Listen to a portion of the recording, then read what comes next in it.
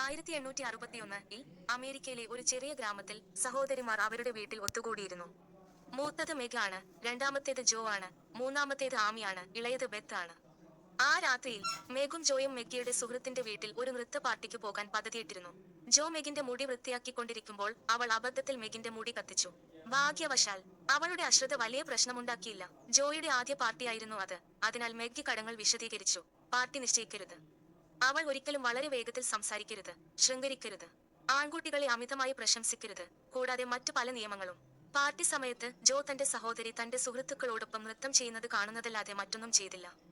മേഗിന്റെ സുന്ദര സ്വഭാവത്തിൽ നിന്ന് വ്യത്യസ്തമായി ജോയുടെ സ്വഭാവം നേരെ വിപരീതമായിരുന്നു. അവൾ ടോം ബോയിഷ് ആണ്, അശ്രദ്ധയും അന്തർമുഖയുമാണ്. പാർട്ടിയിൽ പട്ടിണി കിടന്ന ജോ വിശ്രമിക്കാൻ ശാന്തമായ ഒരു സ്ഥലം അന്വേഷിച്ചു. പിന്നീട് അവൾ ലോറി എന്ന ആൺകുട്ടിയെ കണ്ടുമുട്ടി. ജോയുടെ വീടിന് മുന്നിൽ താമസിച്ചിരുന്ന ഒരു സമ്പന്ന കുടുംബത്തിലെ മകനാണ് ലോറി എന്ന് മനസ്സിലായി. തുടർന്ന് ഇരുവരും പരസ്പരം ദീർഘനേരം സംസാരിച്ചു. അവളുടെ അച്ഛൻ യുദ്ധത്തിലാണെന്ന് ജോ അവനോട് പറഞ്ഞു. അതേസമയം ലോറി അവളോട് അവന്റെ മാതാപിതാക്കൾ രണ്ടുപേരും മരിച്ചുപോയെന്നും മുത്തച്ഛനോടൊപ്പമാണ് താമസിക്കുന്നതെന്നും പറഞ്ഞു. അവരുടെ സംഭാഷണത്തിനിടയിൽ ലോറി ജോയെ നൃത്തം ചെയ്യാൻ ക്ഷണിച്ചു. പക്ഷേ അവൾ ലജ്ജാശീലയായതിനാൽ രണ്ടുപേരും ആൾക്കൂട്ടത്തിൽ നിന്ന് അകലെ ശാന്തമായ ഒരു സ്ഥലത്ത് നൃത്തം ചെയ്തു. നൃത്തം ചെയ്യുന്നതിനിടയിൽ മെഗ് ജനാലയിൽ നിന്ന് വിളിച്ചു. മെഗ് തന്റെ കാൽ ഉളുക്കിയെന്നും വീട്ടിലേക്ക് നടക്കാൻ കഴിയുന്നില്ലെന്നും പറഞ്ഞു. സഹതാപം കാരണം ലോറി അവരെ രണ്ടുപേരെയും വീട്ടിലേക്ക് കൊണ്ടുപോയി. അവർ വീട്ടിലെത്തിയപ്പോൾ മെഗിന്റെ ഉളുക്കിയ കാലിനെ പരിചരിക്കുന്നതിനിടയിൽ ജോയുടെ അമ്മ, പേര് മാർമി, ലോറിയെ സ്നേഹപൂർവ്വം സ്വാഗതം ചെയ്തു. ജോയുടെ കുടുംബത്തിലെ മറ്റുള്ളവരെ കണ്ടപ്പോൾ ലോറി പുഞ്ചിരിച്ചു. ജോയുടെ കുടുംബം കാണിച്ചതുപോലെ കുടുംബത്തിന്റെ ഊഷ്മള ജീവിതത്തിലുടനീളം അദ്ദേഹത്തിന് അനുഭവപ്പെട്ടിട്ടില്ല. ദിവസങ്ങൾ കടന്നുപോയി. ക്രിസ്മസ് വന്നു. അന്ന് രാവിലെ ജോയും സഹോദരിമാരും പരസ്പരം സ്വപ്നങ്ങൾ പറഞ്ഞുകൊണ്ട് ഒത്തുകൂടി. ഒരു ദിവസം അവൾ ഒരു നടിയാകാൻ ആഗ്രഹിക്കുന്നുവെന്ന് മെഗ് പറഞ്ഞു. അവൾ ഒരു എഴുത്തുകാരിയാകാൻ ആഗ്രഹിക്കുന്നുവെന്ന് ജോ പറഞ്ഞു. ആമി ഒരു പ്രശസ്ത ഗായികയാകാൻ ആഗ്രഹിക്കുന്നുവെന്ന്. അതേസമയം ആ സ്ത്രീം അവളുടെ സഹോദരിമാരെ പോലെ അഭിലാഷമുള്ളതായിരുന്നില്ല. എല്ലാ ദിവസവും സഹോദരിമാരെയും അമ്മയെയും രസിപ്പിക്കാൻ പിയാനോ വായിക്കാൻ മാത്രമേ അവൾ ആഗ്രഹിച്ചുള്ളൂ. കേട്ടപ്പോൾ മേജർ സഹോദരിമാർ മാറി നിൽക്കുകയും അവളെ കെട്ടിപ്പിടിക്കുകയും ചെയ്തു. പിന്നീട് അവരുടെ അമ്മ എത്തി. വീട്ടിലേക്ക് പോകുന്നതിനു മുമ്പ് അവൾ അവരുടെ അയൽക്കാരുടെ വീട്ടിലേക്ക് പോയി. ഹോമോ കുടുംബത്തിലേക്ക് പോയി. അവരുടെ ഭർത്താവും യുദ്ധം ചെയ്യുകയായിരുന്നുവെന്ന് അവൾ പറഞ്ഞു. ഇന്നലെ മുതൽ ഹോമോ കുടുംബം ഭക്ഷണം കഴിച്ചിട്ടില്ലെന്ന് അവൾ കണ്ടു.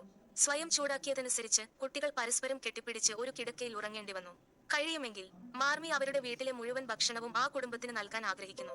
സഹതാപം കാരണം 4 സഹോദരിമാരും സമ്മതിച്ചു. വഴിയരികിൽ ലോറി തന്റെ ജനാലയിലൂടെ 4 സഹോദരിമാരെ കൈകളിൽ ഭക്ഷണക്കുട്ടകളുമായി കണ്ടു. ജോയും സഹോദരിമാരും കൂടുതൽ ആവശ്യമുള്ള മറ്റുള്ളവരുമായി ഭക്ഷണം പങ്കിടാൻ ആഗ്രഹിക്കുന്നുവെന്ന് അവനറിയാമായിരുന്നു. അവർ ദൂരെ വീട്ടിലേക്ക് വന്നപ്പോൾ മേശപ്പുറത്ത് ധാരാളം ഭക്ഷണം കണ്ടപ്പോൾ അവർ അത്ഭുതപ്പെട്ടു.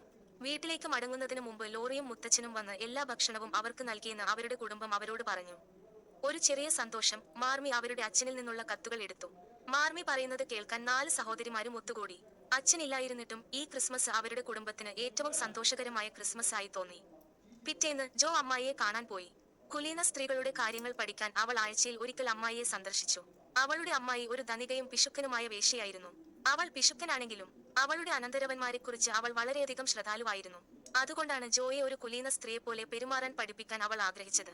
അങ്ങനെ ഒരു ദിവസം അവൾക്ക് ഒരു ധനികനായ ഭർത്താവിനെ ലഭിക്കും. ഇതെല്ലാം ഉണ്ടായിരുന്നിട്ടും ജോയ്ക്ക് വിവാഹം കഴിക്കാൻ താല്പര്യമില്ലെന്ന് തോന്നി. അവൾ തന്റെ അമ്മായിയെപ്പോലെ ജീവിക്കാൻ ആഗ്രഹിച്ചു. അവൾ ആഗ്രഹിക്കുന്നതെല്ലാം സ്വയം നേടിയ ഒരു സ്വതന്ത്ര സ്ത്രീയാകുക. അതേസമയം ജോ മരിച്ചപ്പോൾ അവളുടെ അമ്മായി തന്റെ എല്ലാ സമ്പത്തും അവകാശിയായി ജോയ്ക്ക് അവകാശമായി നൽകാൻ ആഗ്രഹിച്ചു. ഒരു രാത്രിയിൽ ജോയിയും മെഗിനെയും ലോറിയും ലോറിയുടെ സ്വകാര്യ ട്യൂട്ടറായ ജോണും ചേർന്ന് ഒരു നാടകം കാണാൻ ക്ഷണിച്ചു. അവർ തയ്യാറെടുക്കുന്നതിനിടയിൽ ആന്റി അവളോടൊപ്പം വരാൻ ആവശ്യപ്പെട്ടു. ലോറിയെ കാണാൻ അവൾ ശരിക്കും ആഗ്രഹിച്ചു. കാരണം അവൻ അവളുടെ സഹോദരിമാരെ വീട്ടിലേക്ക് കൊണ്ടുവന്നപ്പോൾ ആദ്യമായി കണ്ടപ്പോൾ മുതൽ അവൾ അവനെ പ്രണയിച്ചിരുന്നു. ദുഃഖകരമെന്നു പറയട്ടെ, അവരുടെ കൈവശം ആവശ്യത്തിന് ടിക്കറ്റുകൾ ഇല്ലാത്തതിനാൽ ആന്റിക്ക് താമസിക്കേണ്ടി വന്നു. തിയേറ്ററിൽ ജോൺ മെഗിനെ നോക്കിക്കൊണ്ടിരുന്നു.